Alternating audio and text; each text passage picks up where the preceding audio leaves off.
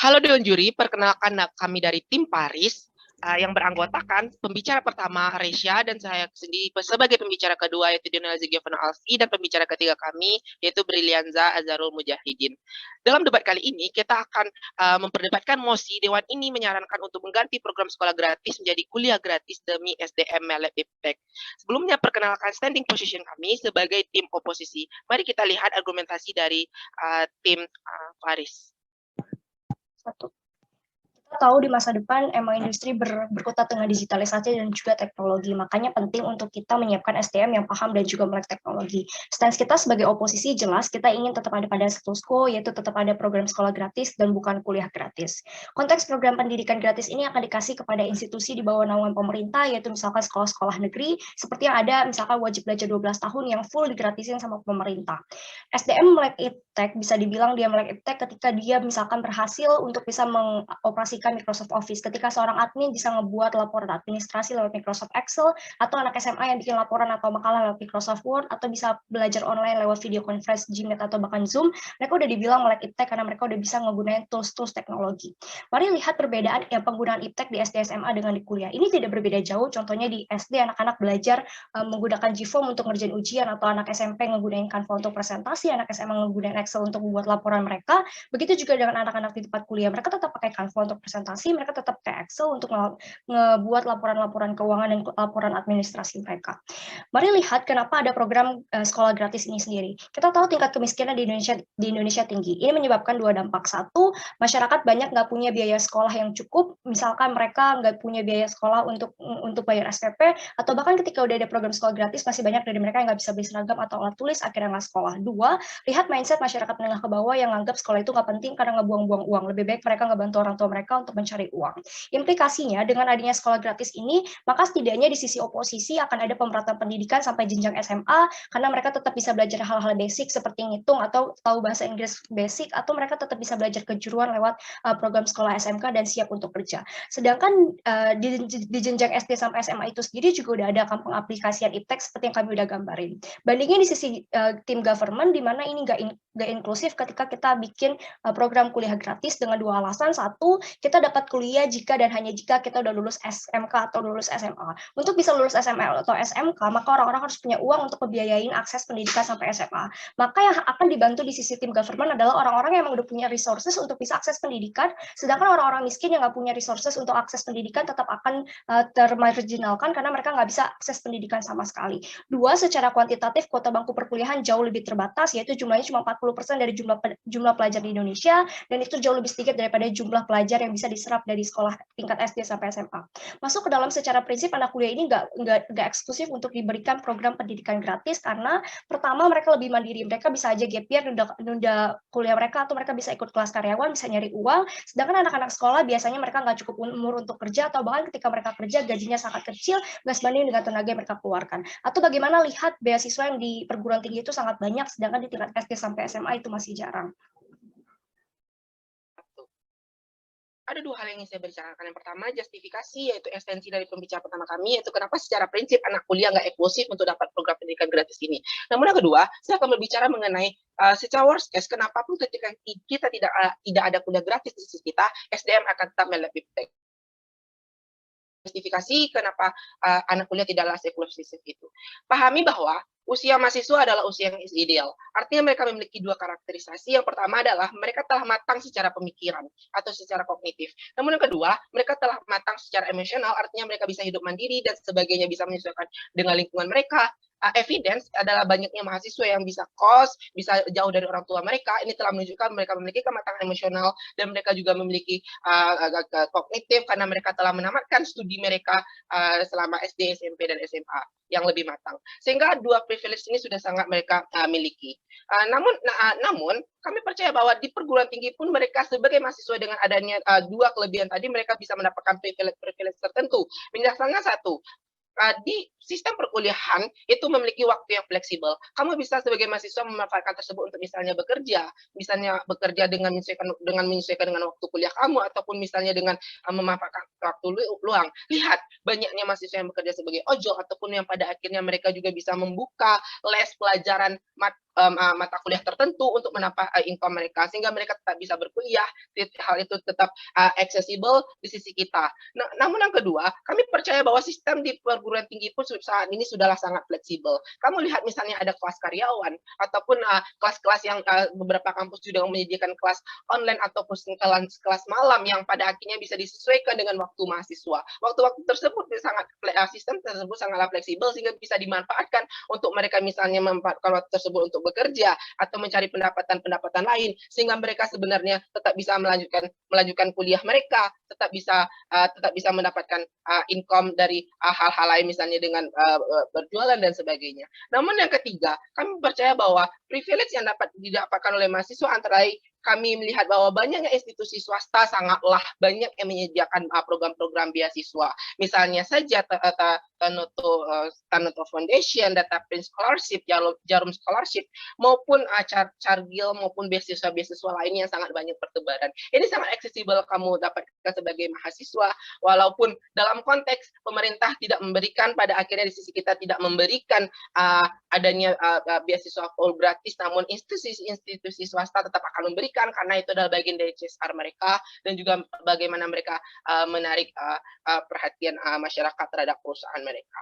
Namun yang keempat, kami percaya bahwa privilege yang akan didapatkan mahasiswa agar mereka bisa mendapatkan uang, yaitu misalnya dengan adanya berbagai perlombaan yang sangat masif dibandingkan dengan bangku sekolah. Di perlombaan di tingkat universitas kamu bisa selain mengakses skill kamu juga bisa terbuka, kampus juga sangat terbuka dan juga beberapa kampus juga memberikan insentif. Namun kami percaya bahwa juga ada program-program tertentu yang bisa meningkatkan kapabilitas dan keuangan dan pendapatan kamu agar dapat support agar kamu tetap lanjut berkuliah misalnya dengan adanya program magang dan sebagainya. Bahkan kampus Merdeka pun sekarang sudah sangat banyak memberikan program-program misalnya juga KMMI yang pada akhirnya kamu akan didapatkan uang gaji. Namun yang terakhir, kami percaya bahwa walaupun di sisi kita tidak akan ada beasiswa full seperti beasiswa full, kami percaya bahwa setiap kampus akan tetap menerapkan sistem UKT silang. Itu akan memberikan beasiswa UKT tersebut kepada orang-orang yang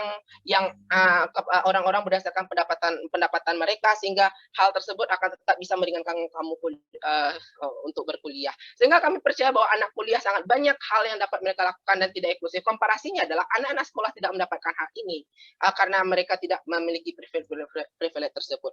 Nah, namun argumen yang kedua, mari kita lihat kenapa di worst case pun ketika pun kita tidak ada kuliah gratis, SDM akan tetap melalui iptek. Satu, mahasiswa ini tak bisa kuliah karena counter mekanisme di status quo yang sudah cukup yang telah kami jelaskan sebelumnya, misalnya beasiswa, swasta, perusahaan, prestasi, dana dari orang tua maupun bekerja.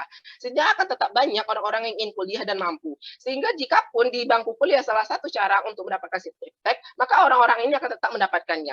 Layer kedua, kalaupun berbicara mengenai orang-orang marginal yang pada akhirnya tidak bisa berkuliah, kami rasa pada akhirnya SDM akan tetap melalui dalam lingkungan sekolah dengan alasan dengan kurikulum pendidikan di sekolah yang semakin lama semakin menyesuaikan dengan perkembangan iptek, maka setiap siswa akan tetap mendapatkan pelajaran iptek untuk meningkatkan skillnya, misalnya mengoperasikan Microsoft Office dan lain-lain. Dua, informasi, sosialisasi dan ataupun program-program yang mensupport program iptek di status quo juga sudah sangat progresif. Ketiga, moral obligation. Orang-orang akan tetap sadar bahwa mereka harus peka terhadap iptek. Kenapa? Karena dunia dan lingkungan semakin maju akan men-trigger mereka bahwa mereka harus bisa. Dua hal yang akan saya jelaskan dalam perdebatan kali ini. Sebelum masuk ke analisis kelas serta komparasi yang terjadi pada perdebatan kali ini, saya akan lanjutkan komparasi best case dan worst case yang telah disampaikan oleh pembicara kedua kami. Di sisi mereka pun, kalaupun pada akhirnya best case mereka terjadi, pada akhirnya ketika banyak sekali sumber daya manusia yang bisa berkuliah dengan solusi mereka, pada akhirnya mereka pun juga harus agree bahwa akan makin banyak orang-orang yang putus sekolah sebelum 12 tahun atau SMA karena sekolah gratis dihilangkan atau bahkan dikurangi porsinya. Di posisi mereka, jangan anak-anak yang putus sekolah mau belajar iptek, untuk sekadar baca tulis saja, mungkin mereka akan sangat kesulitan karena mereka memang putus sekolah atau tidak bersekolah. Ujung-ujungnya anak-anak putus sekolah yang makin baik ini akan cenderung mengarah ke pengangguran karena tidak punya skill apapun ataupun bahkan menjadi pelaku kriminalitas. Apalagi bayangkan jika sekolah gratis yang dihilangkan yang ada di area pedesaan atau di luar Jawa misalnya, yang mana mungkin mungkin penegakan keamanan di sana masih sangat minimal, potensi kriminalitas pun akibat pengangguran tadi akan juga meningkat secara drastis, misalnya begal di jalanan Papua, pembakaran hutan Kalimantan, dan lain sebagainya. Notice bagaimana pada akhirnya dengan semakin meningkatnya angka kriminalitas ini, maka nama Indonesia pun di dunia internasional akan tercoreng dan citra Indonesia di mata dunia akan sangat buruk. Oke, mari masuk ke analisis kelas selanjutnya. Pada akhirnya, tim yang memenangkan perdebatan kali ini adalah tim yang bisa membuktikan sisi mana yang bisa lebih meningkatkan kuantitas atau jumlah orang yang melek iptek pada akhirnya. Di posisi mereka, resiko orang-orang putus sekolah akan jauh lebih besar karena insentif atau dana pemerintah untuk sekolah gratis akan dialihkan untuk pembiayaan kuliah gratis. Pada akhirnya anak-anak sekolah di desa atau bahkan di luar 3T tadi, di luar Jawa, akan banyak yang memilih untuk tidak bersekolah karena mahalnya biaya sekolah mereka. Probabilitas melek iptek di sisi mereka padahal tidak akan sebanyak itu kuantitasnya karena akan ada banyak orang yang putus sekolah sebelum lulus SMA karena beban mahalnya biaya sekolah SD hingga SMA tersebut. Orang yang tidak lulus SD, SMP ataupun SMA ini yang pada akhirnya sulit untuk mereka bina untuk menguasai iptek atau bahkan untuk sekedar bisa membaca tulis. Pada akhirnya efek buruk yang akan muncul eksklusif dari sisi mereka adalah satu, kriminalitas tadi, dan yang kedua adalah pengangguran, serta yang ketiga adalah pada akhirnya akan ada kesenjangan yang semakin tinggi antara orang-orang yang sarjana dan orang-orang magister misalnya dengan orang-orang yang putus sekolah ini. Kriminalitas dan pengangguran ini muncul sebagai implikasi dari banyaknya anak putus sekolah tadi, pun kondisi ini pada akhirnya juga akan memunculkan kesenjangan yang semakin tinggi karena orang yang bisa kuliah dengan mungkin jumlah akan lebih tinggi dari status quo, tetapi orang yang putus sekolah pun jumlah akan lebih tinggi. Gap atau jarak yang semakin jauh antara sarjana atau magister dengan orang putus sekolah ini pada akhirnya akan membuat kesenjangan ekonomi semakin tinggi, dan bahkan sangat mungkin orang-orang bergelar ini pada akhirnya akan mengeksploitasi secara besar-besaran orang-orang putus sekolah tersebut dengan memberikan bayaran tidak sesuai standar misalnya. Bandingkan dalam posisi kami, orang-orang di status quo, beasiswa kuliah yang ada itu sudah sangatlah beragam dengan yang terhormat, seperti yang dijelaskan oleh pembicara kami sebelumnya, mulai dari bidikan pemerintah, beasiswa dari BUMN seperti BI misalnya, atau bahkan beasiswa yang diberikan oleh swasta seperti Kargil, ataupun bahkan yayasan alumni misalnya, dan lain sebagainya. Beda atau sangat berbeda jauh dengan beasiswa yang ada di SD atau sampai tingkat SMA yang masih sangatlah minim. Dan kalaupun pada area konteksnya orang-orang yang berkuliah ini tidak memperoleh beasiswa pun, mereka masih bisa berkuliah plus nyambi kerja misalnya, karena di usia segitu ya mana ini dan mereka bisa nyambi kuliah di usia yang sudah sedewasa itu, yang mana ini tidak mungkin terjadi bagi anak-anak SD misalnya. Ataupun jika mereka susah untuk nyambi kuliah plus kerja, mereka juga bisa ambil gap year terlebih dahulu misalnya selama 1 atau 2 tahun untuk mengumpulkan biayanya. It means sebenarnya nggak sepenting itu buat anggarin beasiswa kuliah dengan memotong beasiswa sekolah yang ada, karena anak usia kuliah sebenarnya sudah bisa mandiri. Dan kondisi ini eksklusif terjadi di posisi kami dan tidak akan terjadi di pemerintah karena satu, mereka tidak bisa memaksa anak SD untuk kerja memenuhi biaya sekolahnya karena mereka belum masuk usia kerja, mereka masih karakteristiknya masih suka bermain dan lain sebagainya, pun cara hukum pun ilegal bagi Anda untuk memperjakan anak SD. Dan ujungnya juga kalau mereka misalnya tidak bisa menamatkan SD sampai SMA pun juga percuma, mereka juga tidak bisa lanjut kuliah pada akhirnya karena tidak punya ijazahnya dan tidak cukup kompetensi. Bahkan dalam kondisi terburuk kami sekalipun, di mana orang-orang susah kuliah karena beasiswanya tidak banyak, misalnya Anda bisa lihat bagaimana progresivitas pengembangan iptek juga sangat baik status quo dengan ada berbagai macam program pemerintah dan swasta. Satu, kami telah jelaskan bahwa sebenarnya anak SD sampai SMA pun sudah diajarkan iptek. Kalaupun yang kedua masih kurang, bahkan buat orang yang tidak berkuliah pun dan di SD sampai SMA pelajaran masih kurang, mereka bisa mengembangkan ipteknya dengan ikut program Kartu Prakerja misalnya yang isinya pembinaan soft skill ataupun berbagai program kayak webinar, pelatihan offline dan sebagainya, informasinya bertebaran sangat baik di internet, atau bahkan konten YouTube misalnya di TikTok, IG dan sebagainya, seperti konten Gita Wirjawan, konten Dr. Indrawan Nugroho dan lain sebagainya. Sehingga pada akhirnya kami percaya berdasarkan kelas tersebut kami telah memenangkan perdebatan kali ini. Terima kasih. 1. Oposisi sudah ngebuktiin 3 hal. 1, kita udah jelasin program kuliah gratis itu nggak inklusif dengan 2 alasan. 1, bangku kuliah hanya dapat diakses jika orang tersebut mampu lulus dari jenjang SMA atau SMK. Ini buruk karena di sisi proposisi yang mereka bantu hanyalah orang-orang yang memang ada di bangku kuliah, tapi ini akan lebih buruk karena akan lebih banyak orang yang putus sekolah, jangankan untuk punya pengetahuan akan iptek, bahkan mereka pun sulit untuk baca tulis ketika mereka nggak berhasil untuk ikut pendidikan dasar dari SD sampai SMA. alasan kedua, kuota bangku kuliah itu jauh lebih sedikit dibandingin jumlah pelajar yang ada, sehingga akan lebih sedikit orang yang terbantu dengan adanya program kuliah gratis itu.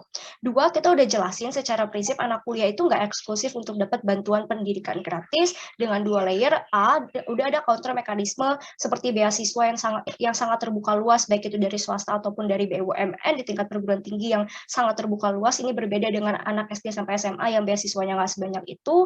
Dua, anak kuliah lebih mandiri, misal mereka bisa kerja, mereka bisa pilih program untuk karyawan atau kelas malam, mereka bisa gap year atau cuti untuk cari uang, untuk bisa penuhin biaya kuliah mereka. Itu beda dengan anak-anak SD sampai SMA yang belum mandiri, mereka belum bisa kerja, jadi sulit untuk mereka memenuhi biaya pendidikan mereka.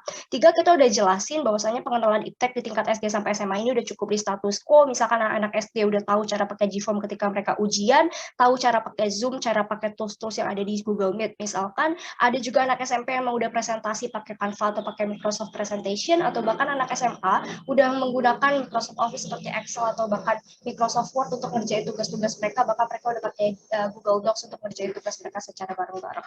BOP tim pemerintah adalah pertama mereka harus buktiin kenapa secara moral gak apa-apa untuk kita ngabain orang-orang yang ada di kelas bawah yang nggak bisa dapat pendidikan SD sampai SMA jika kita pakai skenario tim pemerintah. Dua, mereka harus jelasin kenapa se-eksklusif itu jenjang kuliah untuk dapat program pendidikan gratis. Bangga menjadi tim oposisi.